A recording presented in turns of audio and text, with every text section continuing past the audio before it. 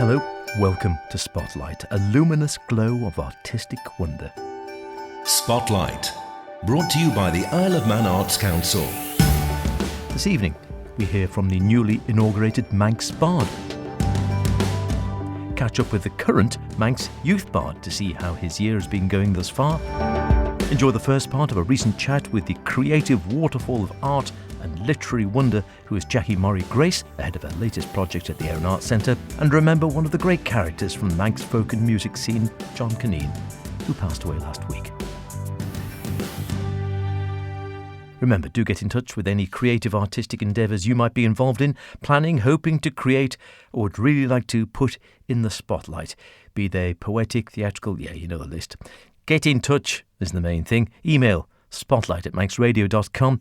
Howard Kane, with an E, at manxradio.com. Please do. We always like to hear from you, and I'll always get in contact to see if we can do something. What have you got to lose? So much to do, so little time. Let's get on with it. Our feast of poetic talent to start. It doesn't seem that long since we were welcoming Boaksy in as the new Manx Bard, but believe it or not, this last weekend saw the inauguration of a successor and 10th Manx Bard, who is, drum roll if you haven't heard it already, Jordanne Kennaugh. Manx Radio's Phil Gaughan was there on the day, albeit I believe Jordan herself couldn't actually be present for the inauguration, but spoke to Jordan shortly afterwards and asked her how she was feeling to be the new national poet of the Isle of Man. A lot of pride, a lot of shock. When I got the news that I'd been chosen as the 10th Manx Bard, I was actually stood in a tent at Creamfields Festival. It was a very odd experience, but I was so overwhelmed with pride and gratitude at being chosen by the committee. So I feel very privileged and very proud. And how long has this been a long-term passion of yours, writing poetry, or is this a relatively recent thing for you? Poetry is something I've enjoyed since I was a child. I would say words are a hobby of mine, whether it's doing crosswords or books, writing reports for work, anything to do with words I've always enjoyed, and that's a passion that's been instilled in me from a really young age by my grandparents. It was further ignited by a fantastic teacher I had in high school, Nehal Kilari. So I owe a lot of it to her as well. I think poetry is just such a great medium for human connection and conveying thoughts and feelings that we might otherwise, struggle to tell people face to face. But it's so great to write things down on paper, and be able to share them with one another. And I just think it's a really valuable tool to have. And in terms of influences, are there any poets that you have read that have influenced you? Is it the landscape, the place? What influences you? I would say I'm mainly motivated to write by feelings, emotions, scenes that move me. A lot of my influence comes from Frost, very naturistic writer. I love Keats. I love Wordsworth. Very, very focused on feelings, emotions, things that you see, how they make you feel. I also love Caroline Duffy. She's a big influence in a lot of my writing. I'd say that the main influences are just my own feelings and the people around me as well. I'd say they're a great influence. And what makes a great poet? The things I love about a lot of my favourite poets, I don't have a specific favourite, but the things that I enjoy the most are poets that are unafraid, poets that will write what they want to write and not censor anything. I love brave writing. I love writing that is emotive. I love writing that makes me feel. A lot of the poetry I read isn't actually relatable to me, but I can feel how they felt when they were writing it, and I think that's really powerful. But I love people who are brave and write what they want and darn the consequences. And one of the things that you are expected to do as the Manx Bard is submit a proposal for the year ahead. What sort of things can we expect from the 10th Manx Bard over the next 12 months? So I've put together a little campaign idea in my head. I'm hoping to bring poetry more into the public eye of the Manx population. it's something we don't really have a big focus on, Manx literature, and I really think we should, because there's some, great reading and writing to be seen. I think the campaign name might just have to be Poetry to the Public. But yeah, that's something that I'm going to keep under wraps for now. But yeah, I'm hoping that in some of the social spots around the Isle of Man and some of the known gathering places, you might just see some poetry floating about, hopefully in the near future. And as a result of being awarded this 10th Manx Bard, are there any poems or any ideas springing into your head out of this? I think maybe the initial shock of being told that I had become the 10th Manx Bard, I think that's quite an emotional moment for me. So yeah, I definitely think that will be featured in maybe an upcoming poem. And probably just the pride at joining that long line of amazing bards that have come before me. Like I say, I feel very privileged to be joining the ranks, and I look forward to working with them all and seeing what we can achieve over this coming year.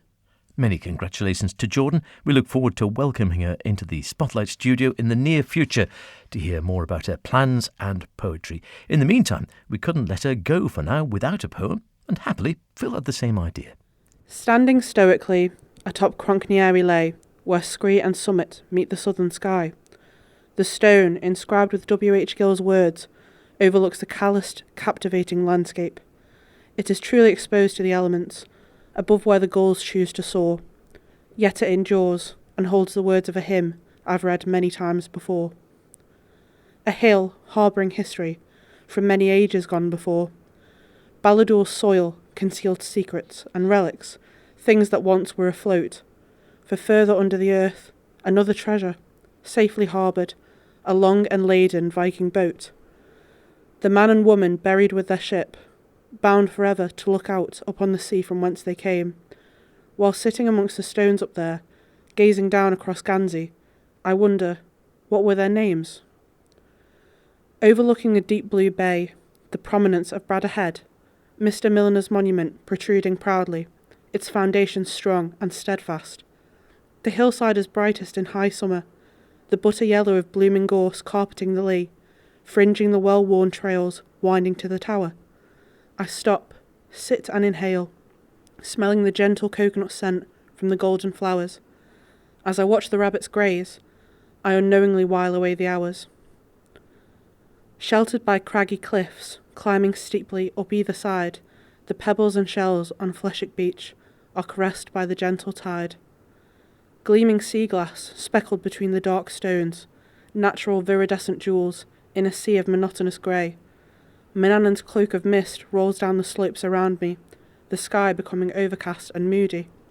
Most would think this weather gloomy, likely retreat, but to me it is a perfect day. Nestled at the foot of South Barrule, the reservoir of Kringle reflects the beauty surrounding it. A single trout kisses the surface, and the ripples spread across the still water. The wind picks up. It's whispering to the pines and spruce, bidding them bend to my will as it whips the weak leaves away. Refusing to be defied, it howls and commands the trees to bow. They heave sighs in reply, swaying but not surrendering.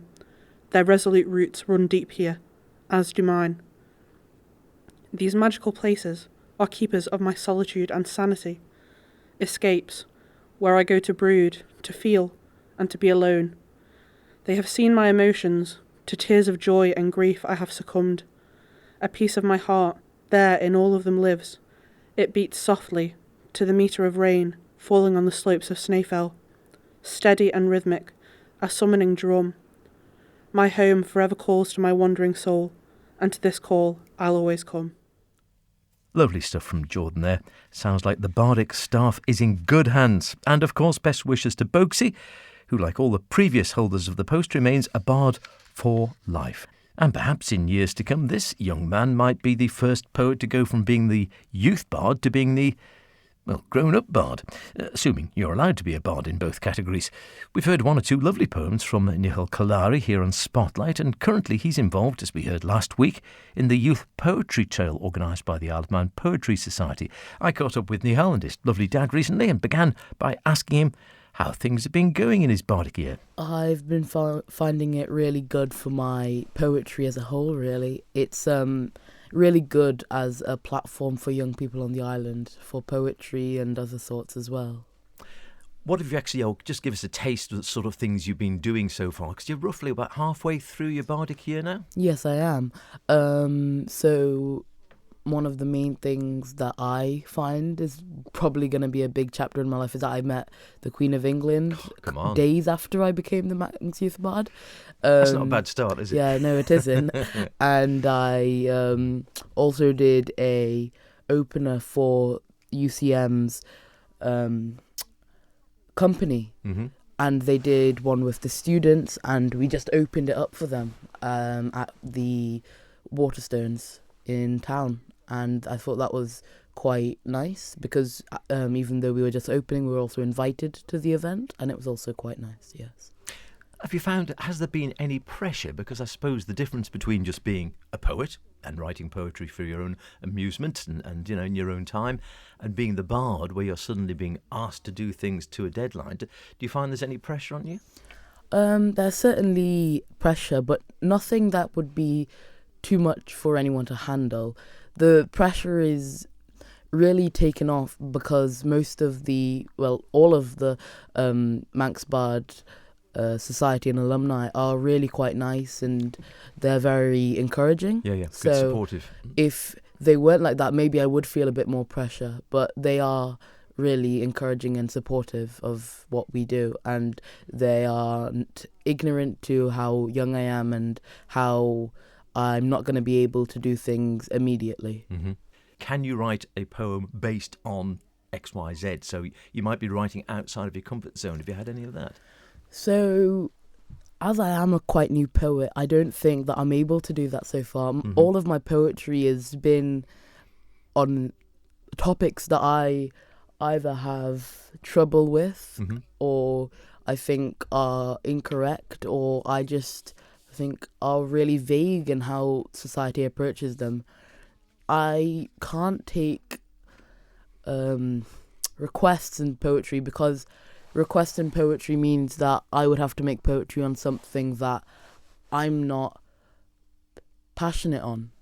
So that, and I think poetry all it is writing about something you're passionate about in a way that is entertaining. Yes, entertaining or involving or something that makes people think, doesn't it? I think that's the whole thing about it. Sometimes people read it and just makes them think about that as well, doesn't it? Yes. We were talking to Bethany last week, the week before, and so this is something else coming up which I think you are involved in. So this is the Children's Poetry Trail. I know the Isle of Man Poetry Society have done several poetry trails, but a children's one coming up which will be the Saturday 26th of October to Saturday the 23rd of November. Competition closing there on the 20th of September. If you're interested in getting involved, and I'd encourage you to do so. And you're also encouraging young poets to get involved. So you're doing a workshop, I think, on the 31st of the month? Yes, correct. I'm doing a workshop on the 31st of August at the Family Library. Oh, right. Do you know what that'll actually entail? Or? I'm sure that I have to say some poetry because I'm doing this because I want to encourage more young poets.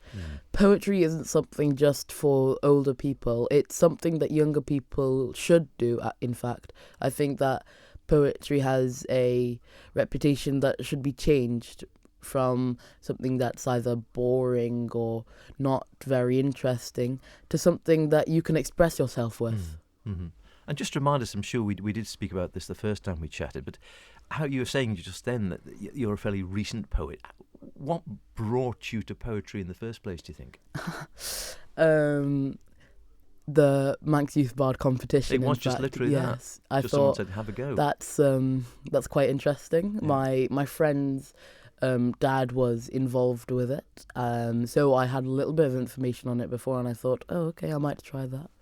and I started it off not with very high hopes, but as I went on, it got really interesting on how I could express myself. It is an art, and I think before that I didn't understand what artists and artists meant when they said art is how I express myself. But after poetry, I really do understand that. Yeah. And is it something you can feel yourself sort of developing in further years? I mean, have you been enjoying it enough that you think you'll carry on writing post your bardic year? Absolutely. I think it's just really a stepping stone, a very big stepping stone for an up-and-coming poet, as I would say, because most poets who go for that role are 17 and 18. Yeah. So I think that because I'm young and I'm not going to go to college right after, I am going to have a lot more opportunities. Mm-hmm. As they say, once a bard, always a bard. Yeah, So absolutely. I will be invited to other things, and that will encourage me to do more poetry, even more than I already will be. Marvellous. Well, listen, lovely to catch up, and it's great that you've been enjoying it so much. As you say, people want to catch up with you and maybe get involved in the poetry trail. They can see you, go to your workshop, maybe be encouraged to write something if they go along Saturday the 31st of August, and that's poetry workshops in the Family Library in Douglas, and you'll be there. I think that's 10:30 until 12, looking at the details here, and you can get entry forms for the trail at the library, or you can email poetry@manxcat, all one word, .org.uk. We better finish with some poems. You've brought a couple along we could hear today. Yes, I have. Lovely. A fake truth. In opulence, a tale is told of a life fated to be alone, with power and riches, their desires seemingly fulfilled, for from the outside looking in, there was nothing to be willed. Yet their heart ached for a warmth in a world so cold. Their subordinates adored them, their praises they still sing, yet loneliness lingered, like the shadow of a vulture's wing. With every decision they stood all alone, in their gilded cages, sadness overgrown. The world at their feet, yet no one to cheer, their inner turmoil hidden from those near. In luxurious isolation, the powerful weep, as their souls in solitude silently keep. So let us remember as we climb up high, the loneliness that comes up with the grandest sky. For at the top where power abounds, it's loneliness that truly founds. And after listening to his work and hear him talk, I would remind you that Nehal is just 13 years old. Don't think he's 14 yet, I could be wrong. Were you writing poetry like that in your early teens? I suspect not. Spotlight, brought to you by the Isle of Man Arts Council. Jackie Murray Grace is also a wonderful poet, as well as being a fine musician, great jazzer on her trombone, artist, performer. Well, the list goes on. She has one of the most continually creative minds you could imagine. It seems to be a bottomless pit of ideas, and frequently for multimedia execution involving sound and art and dance and film and goodness knows what else. Her latest public performance project is entitled Otherworlds, Underworlds, Wonderworlds, and a subtitle, an Australia Isle of Man performance, Poetry Twinning with a Spin. I asked Jackie to explain more about the background to the show and the Antipodean link. Okay, so it started back in 2019. I won the first slam in 2017 over here, and then I started to build up, like explore Instagram a little bit. And I discovered the New South Wales Poetry Slam champion 2019, which was Damien Becker. And we built up like a mutual friendship, we both enjoyed each other's poems.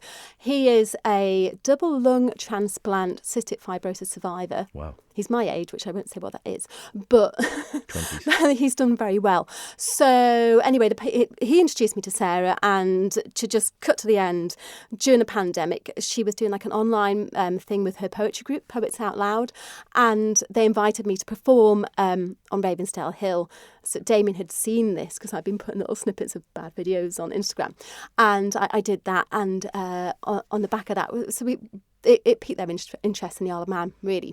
So they're presently touring around Australia. Sarah's just launched her book officially. It's Type Bindings, it's called. And she's launched it officially on over in Australia now. She's going all the way around.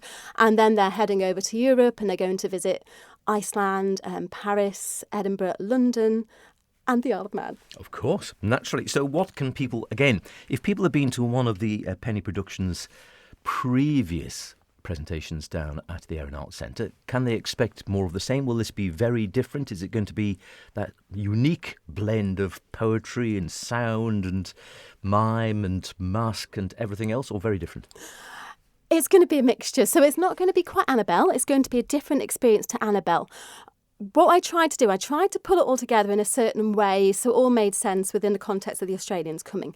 So first of all, we've got on the back of Annabelle, actually, I formed a nice little collaboration with Amy House from Soundology, and we got to perform with a Tallis Consort in St Mary's. So people came along and saw that. That's me and Amy. That was great.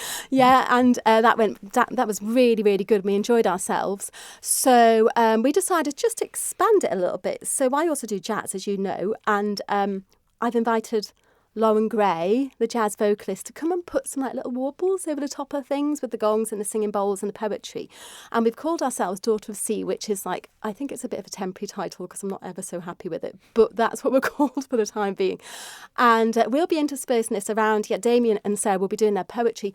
I've tried to keep the whole evening very structured, so it's got a nice flow, because I think one of the things that people loved about Annabelle was the transitions, and I want things, so it's not going to be like a poetry night and people stand up and just, it's one after the other and there's comparing and everything. It's going to be more, there'll be something atmospheric and then there'll be a poem and another poem and something more atmospheric. So we're going to formulate it around that idea. So that's the first half. And then the second half, I've asked Lauren and Amy to do a little sonic art set. Marvellous. So that'll be like the audience treat for the evening. That I think that'd be that's going to be amazing in the Erin Arts Centre as well. It's gorgeous acoustics. And then we're moving on to the collaboration poem, which is slightly experimental. So we decided, being the Australians, that we would write a piece especially for the evening that the three of us do as a multi-phonic voice, multi-vocal thing. And I won't describe too much what it's about. It is experimental. It's been hard to write and it's been hard to rehearse across Zoom because there's a delay on Zoom. Yeah. So we kind of decided that we're just going to throw it out there, and it's really it's more of a fun kind of thing, although it's a fairly serious topic. Hopefully you're fascinated already. Much more from JMG about what's bound to be another out-of-this-world show next week. Tickets, by the way, available from the EAC website. That's erinartcentre.com. That show is on Saturday week, the 7th of September. The previous evening, by the way, there's a wonderful shanty group called Minds Ashanti. Never heard of them, but they're performing a whole evening of salty fun, in the nicest sense, in a show called More Songs from the Sea.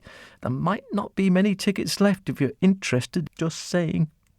Finally this evening, I couldn't finish off without paying tribute to one of the great faces, musicians and characters of the Manx folk scene, and a man who had an encyclopedic knowledge of folk music around the globe and an incredible documenter of the genre in recordings as well. John Kaneen, who sadly passed away just over a week ago at the age of 83. Known to most as Big John, as well as being seen for decades as the louder-than-life and larger-than-life frontman for the wonderful Calagas Ceilidh Band. He'd often been heard sitting in as well on various folk music evenings in pubs and clubs all around the Isle of Man and for Liverpool and the likes for years and years in his younger years. And he presented the folk show here on Manx Radio for over 44 years. And for a good 20 of those, he'd often come in for a chat with me as he arrived of an evening to record his programme. He'll be sadly missed by all who knew him, though hopefully memories of the man and his music will always be happy ones, as I'm sure John would have wished. Here's a little snippet of him to finish off, talking to me on a Christmas special show back in 2020 and qualifying my description of his presenting the folk show for over 40 years continuously. Well, to a certain extent, the radio station used to knock off the specialist music programmes during the summer.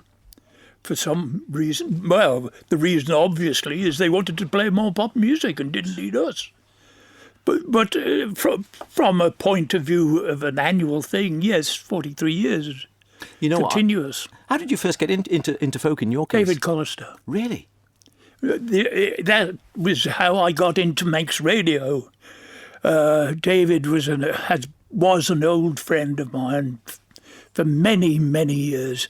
And David was very enthusiastic about radio as a medium.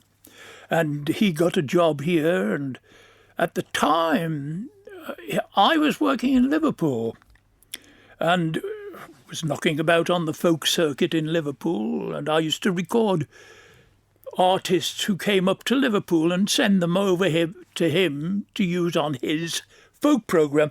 David used to do a folk programme, a country programme, a classical music programme. He did anything and everything. A polymath. He was so enthusiastic. Yeah.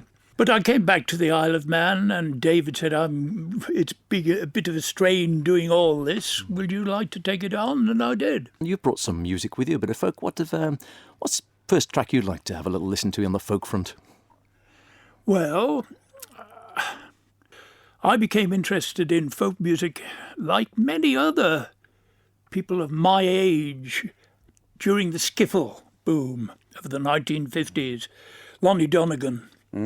It took off and it influenced so many other musicians. John Lennon was influenced. He was in a skiffle group at the beginning of the Beatles. But I brought along the maestro of skiffle, Lonnie Donegan, together with somebody who was influenced with this skiffle movement. But his name, I can't for the life of me bloody remember. The Irish singer, what's his name? Van Morrison, right. There we are, and that's who we're talking and about. this is a recording of Van Morrison, the pupil, and Lonnie Donegan, the teacher. Let's hear it. Sounds good stuff. Van Morrison and Lonnie Donegan.